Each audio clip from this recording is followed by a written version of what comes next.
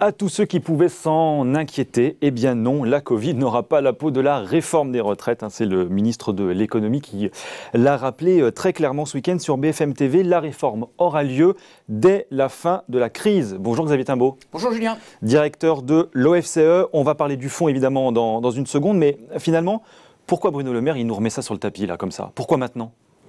Alors, bon, d'abord, il est ministre de l'économie, ça ne vous a pas échappé, et donc il a en tête les comptes publics, un message qui se veut assez ferme sur le fait que voilà, la crise sanitaire n'est pas l'occasion d'abandonner toute rigueur budgétaire et que de ce point de vue-là, il continue à jouer son rôle. Alors en même temps, il récidive d'une certaine façon, puisque déjà fin novembre... Il y avait eu des petites tentatives, voilà. Dussopt avait aussi dit, 2021, c'est la sortie du quoi qu'il en coûte. Il y avait eu des messages quand même dans ce sens-là. Voilà, il y avait eu des messages. Fin novembre 2020, il avait déjà... peut-être de façon même un peu plus ferme, dit que la réforme des retraites était la priorité absolue. Ouais. Bon, alors ça avait fait un petit peu tiquer au gouvernement, donc il était un peu revenu sur ses déclarations. Il en avait reparlé en début d'année aussi, en janvier, je ne sais pas si vous vous rappelez. Mais finalement, pourquoi le sujet des retraites? Pourquoi la réforme des retraites? Pourquoi ce marqueur-là, finalement? Ça aurait pu être un autre sujet, une autre réforme, un autre dossier. Le moral des Français, il n'est pas très bon. La situation économique, elle est quand même globalement pas non plus au beau fixe. On n'est pas à la sortie de la crise encore. C'est un peu osé de faire ça. C'est culotté, non? Oui, alors il y a plusieurs, je pense qu'il y a plusieurs plans d'analyse en fait. Il y en a un qui est quand même d'abord un marqueur politique.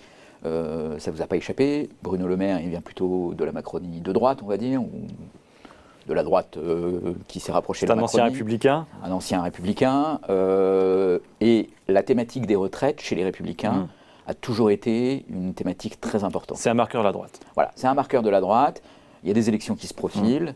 Il faut répondre à cet électorat qui a besoin d'avoir des messages assez stricts, assez fermes sur les régimes spéciaux, sur et c'est le même électorat qui demande la fin du quoi qu'il en coûte? C'est le même électorat qui demande le remboursement de la dette, justement? Alors, c'est le même électorat qui demande le remboursement de la dette. La fin du quoi qu'il en coûte, c'est pas tout à fait sûr, parce qu'aujourd'hui, le quoi qu'il en coûte, il va quand même beaucoup à destination des entreprises. Ouais.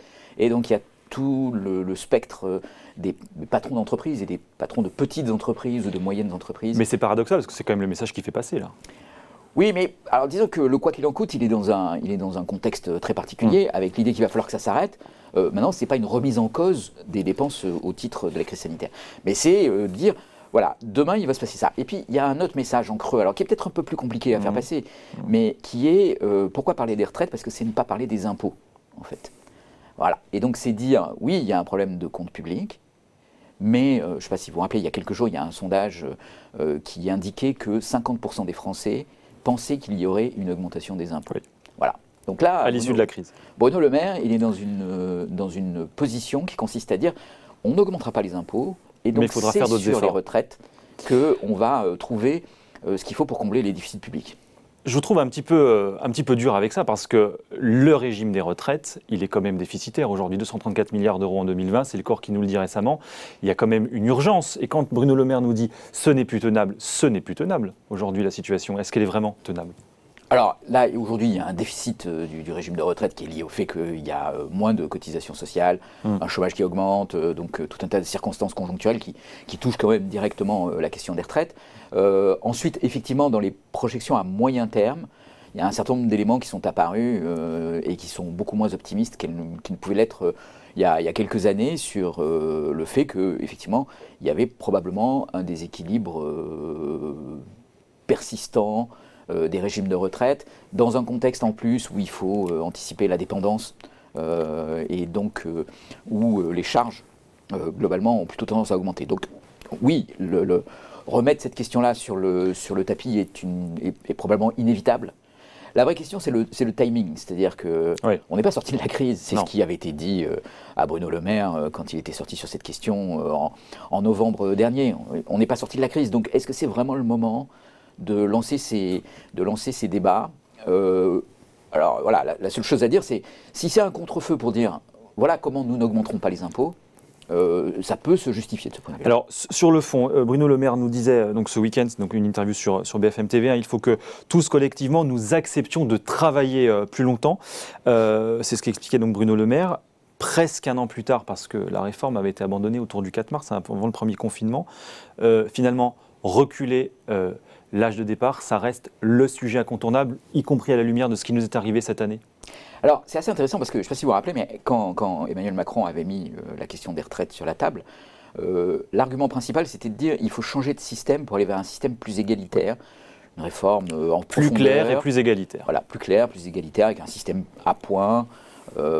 Fusion des 42 régimes. Voilà, qui fusionne les régimes, qui rend les choses plus égales, suivant vos trajectoires professionnelles, qu'elles soient publiques, privées, ou une alternance des deux. C'était le principe du 1 euro versé, 1 euro cotisé. Voilà, un peu le même bon, esprit. Principe qui peut quand même, malgré tout, un petit peu se moduler, mais oui, c'était ça l'idée. Et la réforme des retraites était présentée comme, on ne cherche pas à faire une réforme pour éponger les comptes, mais à faire une réforme pour mettre à plat et rendre égales les situations, sachant qu'il y avait, un petit peu en capitalisant sur les réformes précédentes, une fenêtre d'opportunité qui s'ouvrait, qui était qu'il y avait beaucoup moins de différences entre les différents régimes.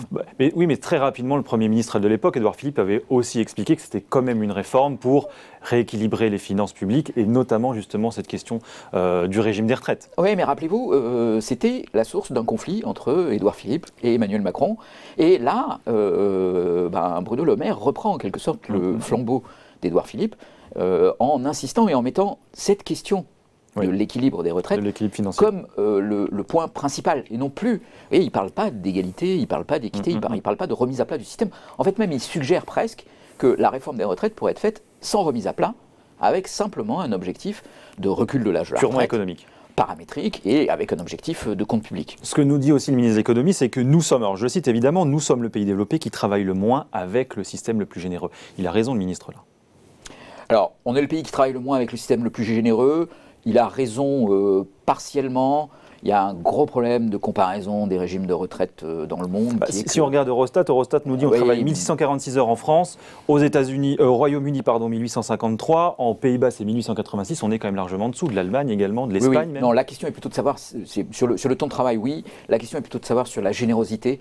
La caractéristique du système français, c'est qu'il est principalement public. Et dans les autres pays, il n'est pas si privé que ça, parce qu'il y a beaucoup de garanties publiques. Il y a des exemptions fiscales qui sont associées aux cotisations retraite. Donc en fait, ça brouille un petit peu les comparaisons entre générosité des systèmes. Mais oui, probablement, effectivement, du point de vue de la durée, même si la durée du effectif de travail a beaucoup augmenté en France, contrairement à une idée reçue, on est encore en deçà d'un grand nombre de pays développés. Et donc oui, c'est une question qui, au moins, doit être mise sur la table. Voilà.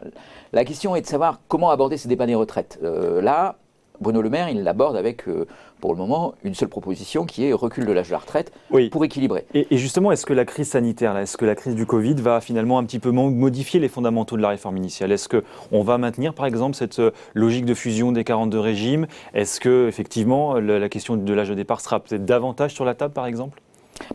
Tout ça, c'est des questions qui sont sur la table. Et puis, il y a des revendications, on va dire, sectorielles, sur tous ceux qu'on a appelés les travailleurs de la première ligne ou de la deuxième ligne, avec, vous vous rappelez aussi, des éléments qui avaient été mis sur la table aussi, d'éventuellement de revalorisation des carrières et des salaires. Voilà, ça va percuter le débat sur les retraites, parce que qu'est-ce qu'on va dire à ces travailleurs de la première ligne et de la deuxième ligne en termes d'âge de départ à la retraite, s'il n'y a pas de l'autre côté aussi une question salariale. Une autre question qui va arriver, qui va venir compliquer tout ça, c'est la question d'un petit peu plus d'inflation et de la revalorisation du point de la fonction publique, qui a été gelé pendant très longtemps et qui, voilà, donc... Et est-ce que l'autre question, c'est pas aussi le poids qu'on va faire porter aussi sur les chefs d'entreprise et sur l'entreprise, sur la question justement de l'indemnisation, et parce qu'il y a quand même un sujet aujourd'hui des entreprises qui n'ont plus de trésorerie. Alors effectivement, le système pendant la crise a quand même relativement protégé les chefs d'entreprise et la trésorerie des entreprises, mais il va y avoir un sujet, ça commence déjà un petit peu à gronder là. Oui, ça c'est un sujet très important, et effectivement, le message, il n'y aura pas d'augmentation d'impôts, il n'y aura pas d'augmentation de cotisations sociales. Oui, comment on va faire voilà, c'est un message qui va commencer à devenir, alors à la fois très important pour le gouvernement, et en même temps, il faut qu'il garde toute sa crédibilité là-dessus, parce que c'est un facteur qui peut contribuer à beaucoup de pessimisme de la part des entreprises, et donc à compromettre les possibilités de reprise. Oui. Bon, cette réforme, en un mot pour terminer, mais c'est une bonne dernière réforme du premier quinquennat, ou c'est une bonne première réforme du second quinquennat? J'ai peur que ça soit un des débats de la présidentielle, et que voilà, il soit quand même très difficile compte tenu du calendrier qu'on a devant nous. Hein. C'est-à-dire on est en 2021, la crise sanitaire n'est pas terminée, On aura les après de la crise sanitaire au plus tôt dans la deuxième partie de l'année 2021. L'élection présidentielle, elle arrive très très vite derrière. Passer une réforme des retraites dans ce calendrier-là, ça va être compliqué. Ça va être compliqué. Et donc ça risque d'être la première réforme du prochain quinquennat. Du prochain quinquennat, si évidemment c'est Emmanuel Macron, en tout cas une campagne présidentielle avec des retraites, ça nous rappellera quelques souvenirs. On en a déjà eu quelques-unes. Merci beaucoup Xavier Timbaud, directeur de l'OFCE. Merci d'être venu ce matin. Merci à vous, Julien.